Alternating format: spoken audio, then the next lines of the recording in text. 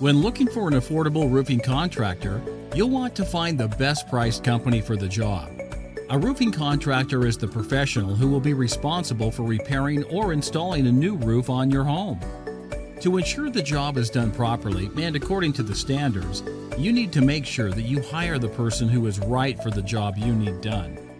Whether you are building a new home, renovating an existing home, needing a full roof replacement, or repairing damages that have been left behind after severe weather, there are multiple reasons you may need a roofing contractor.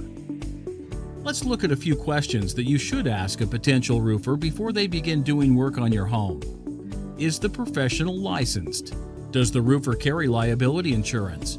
Will they do free estimates and quotes? Will they provide referrals? Here are a few more tips to help you in your search for roofing contractors in my area near me. Things to consider when selecting an affordable roofing company or contractor.